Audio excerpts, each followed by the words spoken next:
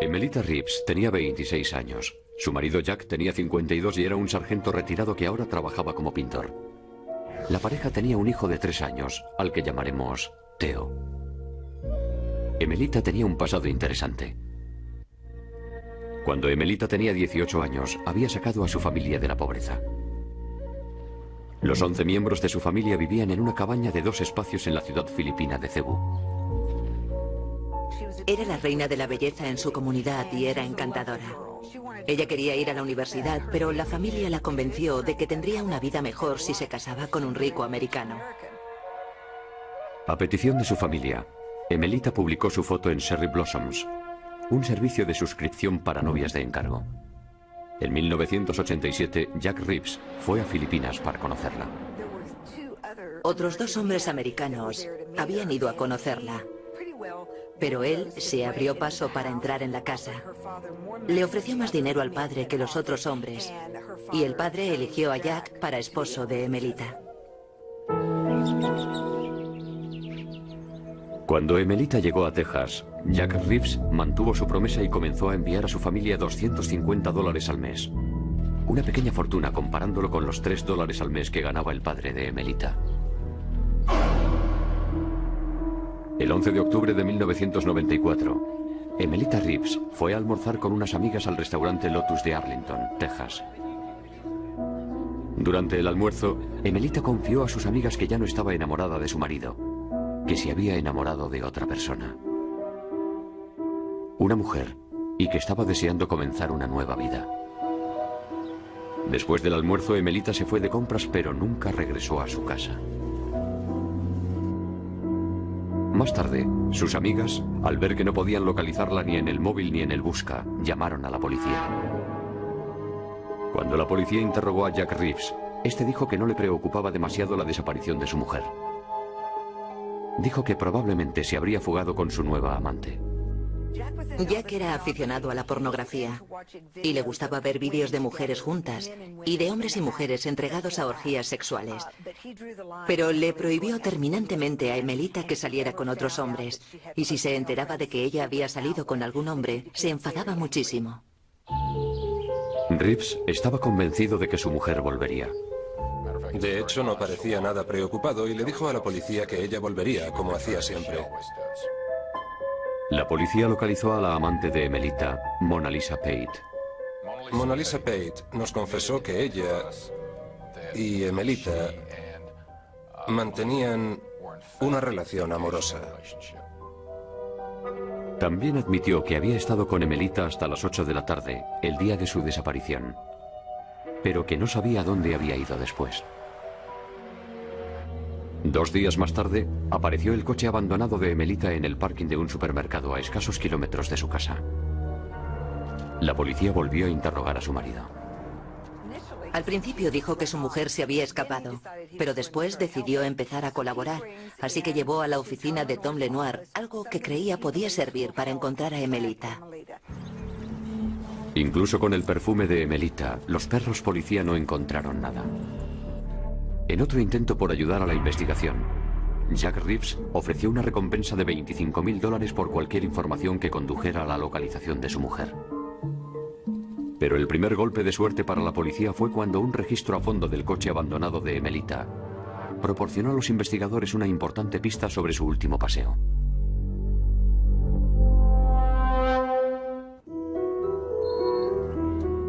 La policía de Texas empezaba a creer que había habido engaño en la desaparición de Emelita Reeves. Cuando la policía inspeccionó el coche abandonado de Emelita, observaron algo sospechoso.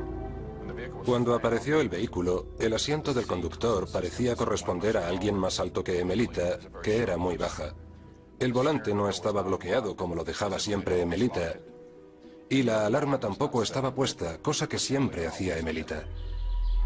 Y las sospechas aumentaron cuando la policía descubrió que en la casa de Emelita no faltaba ninguna prenda de ropa. También se descubrió que Emelita no estaba enamorada de su marido. Emelita había contado a sus amigas que Jack le había pedido que se acostara con uno de sus hijos de un anterior matrimonio. Y Emelita se había negado. La policía pidió a Jack Reeves que se presentara en la central para retirar el coche de Emelita. Al parecer, Jack se había ido de la ciudad. Había llevado a su hijo pequeño al cercano lago Whitney, donde solían acampar. Y la policía también descubrió que Jack Reeves le había ofrecido recientemente a Emelita una importante suma de dinero, $30.000, a cambio de que siguiera con él.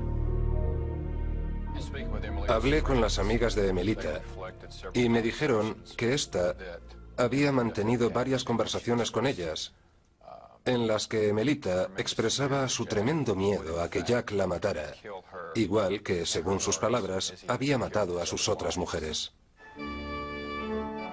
Jack Reeves había estado casado en 3 ocasiones y tanto la segunda como la tercera mujer habían muerto en circunstancias extrañas. Jack se casó por primera vez con Amy Reese cuando ésta solo tenía 15 años. Más tarde, la madre consiguió anular el matrimonio. En 1961, Jack se casó con su segunda mujer, Sharon, con la que tuvo 2 hijos. Mientras Jack estaba en Corea del Sur con el ejército de Estados Unidos, Sharon presentó una demanda de divorcio. Reeves volvió inmediatamente a casa para intentar salvar el matrimonio. A los pocos días, Sharon murió de una herida de bala en el pecho. Se determinó que había sido suicidio. Después de morir Sharon, Jack regresó a Corea, donde conoció a su tercera esposa, Myung-Hui Chon.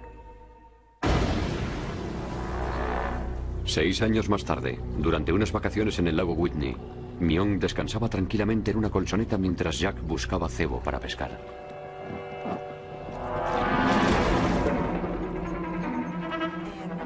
Él dijo que cuando volvió, se encontró con que Myung se había caído y se había ahogado. Su hermana asistió al entierro y vio que Myung tenía hematomas y arañazos en los brazos. Cuando se enteró de la muerte de Myung, desde el principio sostuvo que Jack la había asesinado.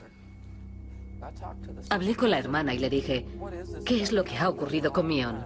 Estamos todos muy extrañados. Y ella dijo, a mí no solo me preocupan las uñas, sino los arañazos en las manos de Jack.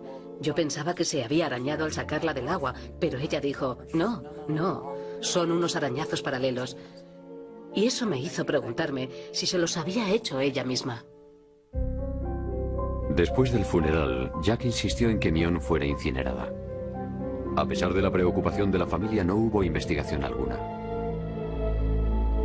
Cuando investigó el pasado de Jack, el detective Lenoir se quedó convencido de que Emelita Reeves había sido una víctima más de Reeves y decidió tenderle una trampa para demostrar su hipótesis.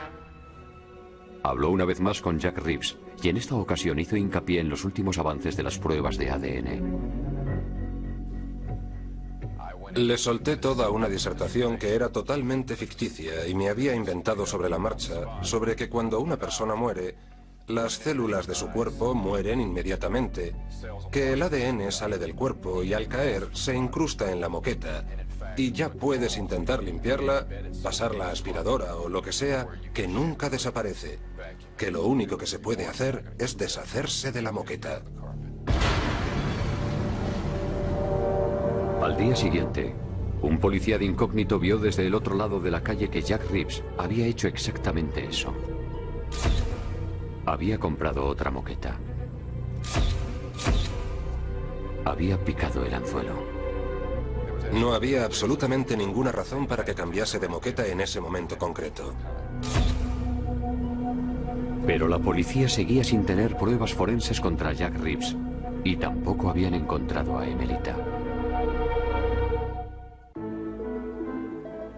El detective de la policía de Arlington, Tom Lenoir, creía que la mejor forma de resolver la desaparición de Emelita Reeves era investigar las repentinas y extrañas circunstancias en las que murieron las 2 anteriores mujeres de Jack.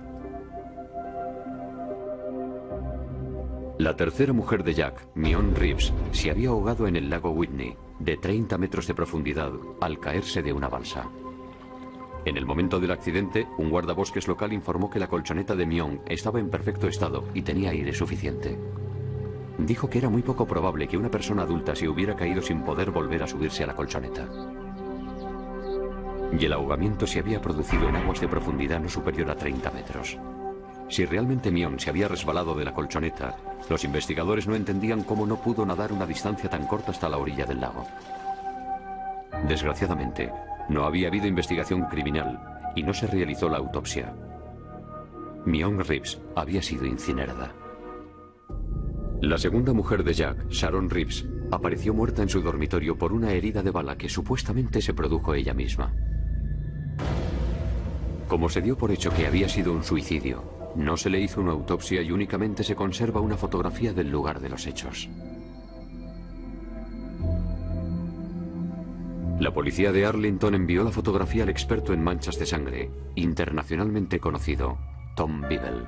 Jack dijo a la policía que en el momento del accidente él creía que Sharon estaba sentada en la cama y que apretó el gatillo con un dedo del pie.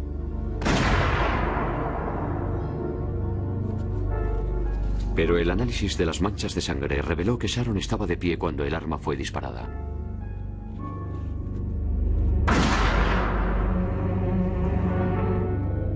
La mancha de sangre en el muslo de Sharon tenía forma de L, lo cual indicaba que Sharon estaba de pie cuando empezó a extenderse por el muslo la sangre de la herida. Después, al caer hacia atrás, la hemorragia cambió de dirección. Si Sharon hubiera estado sentada, la mancha de sangre y la forma en la que se extendió habrían sido totalmente diferentes. De hecho, habría sido justo al contrario. Y si Sharon estaba de pie, habría sido físicamente imposible que ella hubiera disparado el arma. Yo diría que no es totalmente imposible, pero sin duda sería altamente improbable. Ahora, el detective Lenoir tenía razones suficientes para exhumar el cadáver de Sharon Reeves, 16 años después de su muerte.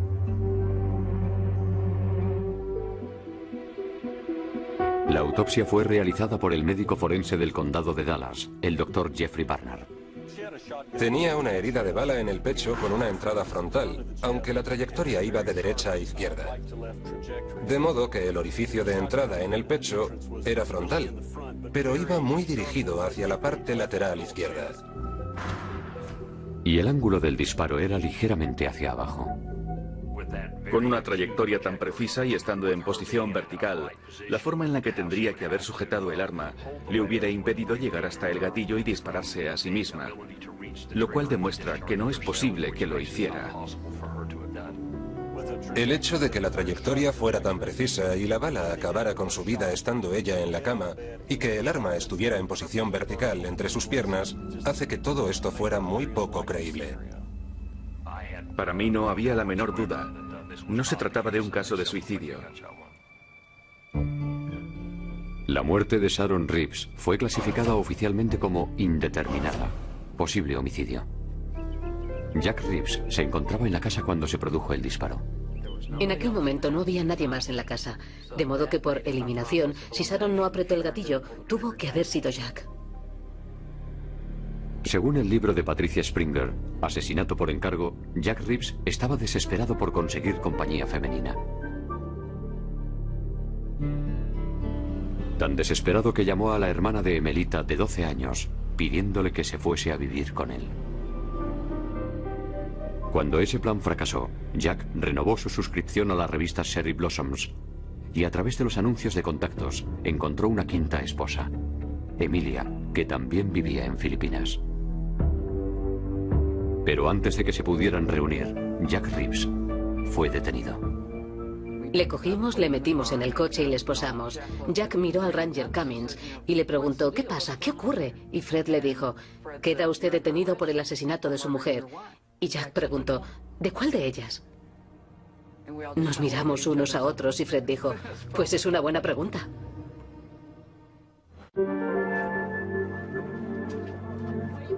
Cinco meses después de la desaparición de Emelita, su marido Jack Reeves fue arrestado por asesinato.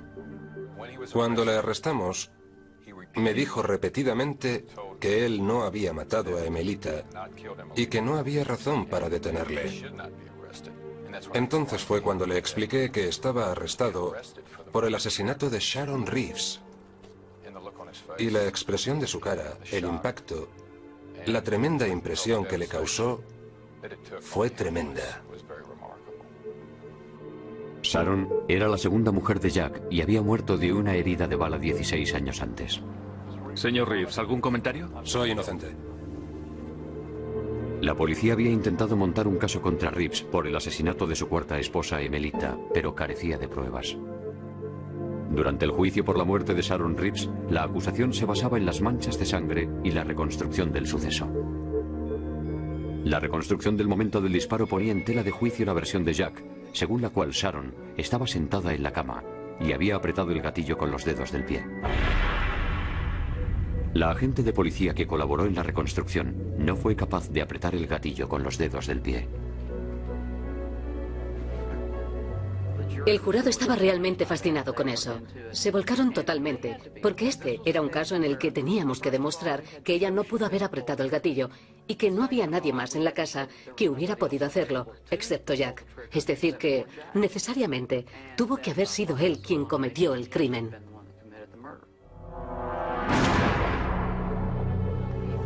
Jack Reeves fue declarado culpable del asesinato de Sharon Reeves y fue sentenciado a 35 años de prisión. El 1 de octubre de 1995, casi un año después de la fecha de la desaparición de Emelita, unos cazadores que estaban en el lago Whitney se encontraron con una tumba poco profunda. Los restos fueron enviados al departamento forense de Fort Worth, en Texas. El ayudante del jefe de los forenses, Mark Krause, identificó los restos comparando la mandíbula encontrada con la ficha dental de Emelita. Y coincidía. Emelita apareció desnuda y sin joyas ni artículos personales, cosa que no concordaba con alguien que se había fugado. El doctor Krause confiaba en que los huesos le indicarían cómo había muerto Emelita. Pero no había huesos rotos, ni orificios de bala, ni cuchilladas. Y por desgracia faltaba el hueso iodes. Si está fracturado de una forma determinada, podemos asumir que hubo estrangulamiento. Si la persona es estrangulada hasta el punto de dañar el hueso, lo más probable es que muera. Pero el doctor Krause hizo un descubrimiento importante. Alrededor de los pulmones de Emelita había unos pequeños organismos unicelulares llamados diatomeas. Este fue un descubrimiento importante. ¿Por qué? Las diatomeas viven en el agua. Al encontrar una gran cantidad de esqueletos de esas criaturas microscópicas que se encontraban en una zona en la que estaban los pulmones cuando el cadáver fue enterrado, y al encontrar concentraciones muy bajas de diatomeas en otros lugares, se puede deducir que se ahogó, que había tragado agua que contenía diatomeas y que cuando se descompuso el cuerpo, este material quedó depositado en la tumba. Quedó establecido que se trataba de un homicidio. Fue asesinada y su cuerpo no estaba bien enterrado. Se había hecho de forma precipitada. Y yo estoy casi convencido de que el ahogamiento fue un homicidio. Fue un ahogamiento provocado. Más tarde, la policía fue al lago Whitney con el hijo pequeño de Reeves, quien dijo que tuviesen cuidado con aquel hoyo tan grande, mientras apuntaba en la dirección de la tumba de su madre. También dijo que su padre había pegado a su madre en la bañera. Era posible, o más bien probable, que Jack hubiera estado con su hijo mientras enterraba a Emelita. El niño hizo un comentario que reflejaba que conocía bien aquella zona. Indicó perfectamente dónde estaba enterrada Emelita, lo cual apoyó nuestra sospecha de que realmente presenció cómo enterraban a su madre. Jack Reeves fue procesado de nuevo, esta vez por el asesinato de Emelita Reeves. ¿Mató usted a Emelita? No, no la maté. Fue condenado nuevamente. Cuando una de sus mujeres mencionaba la palabra divorcio, para él significaba muerte y las mataba. Jack Reeves fue sentenciado a 99 años de prisión. No tendrá la posibilidad de obtener la condicional hasta la edad de 106 años. Jack Reeves es probablemente uno de los hombres más manipuladores que he conocido jamás. Es un sociópata, no siente el menor remordimiento por lo que ha hecho. Intenta manipularte para que creas que es inocente y que le ayudes a demostrarlo. Yo creo que Jack Reeves no tiene la más mínima posibilidad de rehabilitarse. Yo he entrevistado a muchos asesinos en mi vida y Jack es probablemente el que más sangre fría tenía de todos. Decididamente, Jack Reeves está donde le corresponde estar, es decir, en prisión para el resto de su vida. Los forenses resolvieron el caso. Sin ellos, no se hubiera resuelto ninguno de los dos casos. No habría sido posible obtener una identificación, ni pruebas de cómo se habían producido las muertes, ni una condena. Emelita se fue de compras, pero nunca regresó a su casa. Más tarde, sus amigas, al ver que no podían localizarla ni en el móvil ni en el busca, llamaron a la policía. Cuando la policía interrogó a Jack Reeves, este dijo que no le preocupaba demasiado la desaparición de su mujer. Dijo que probablemente se habría fugado con su nueva amante. Jack era aficionado a la pornografía y le gustaba ver vídeos de mujeres juntas y de hombres y mujeres entregados a orgías sexuales. Pero le prohibió terminantemente a Emelita que saliera con otros hombres. Y si se enteraba de que ella había salido, ella quería ir a la universidad, pero la familia la convenció de que tendría una vida mejor si se casaba con un rico americano. A petición de su familia, Emelita publicó su foto en Cherry Blossoms, un servicio de suscripción para novias de encargo. En 1987, Jack Reeves fue a Filipinas para conocerla. Otros dos hombres americanos habían ido a conocerla, pero él se abrió paso para entrar en la casa. Le ofreció más dinero al padre que los otros hombres, y el padre eligió a Jack para esposo de Emelita. Cuando Emelita llegó a Texas, Jack Reeves mantuvo su promesa y comenzó a enviar a su familia $250 al mes. Una pequeña fortuna comparándolo con los $3 al mes que ganaba el padre de Emelita. El 11 de octubre de 1994, Emelita Reeves fue a almorzar con unas amigas al restaurante Lotus de Arlington, Texas. Durante el almuerzo, Emelita confió a sus amigas que ya no estaba enamorada de su marido, que se había enamorado de otra persona. Una mujer, y que estaba deseando comenzar una nueva vida. Después del almuerzo,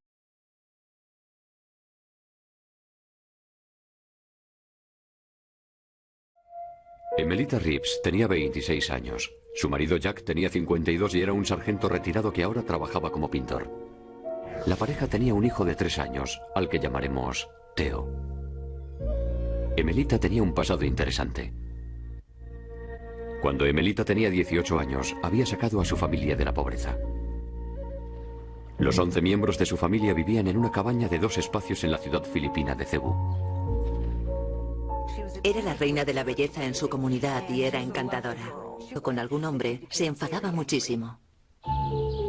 Reeves estaba convencido de que su mujer volvería.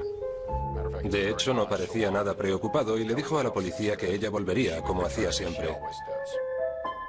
La policía localizó a la amante de Emelita, Mona Lisa Pate. Mona Lisa Pate nos confesó que ella y Emelita mantenían una relación amorosa. También admitió que había estado con Emelita hasta las 8 de la tarde, el día de su desaparición, pero que no sabía dónde había ido después.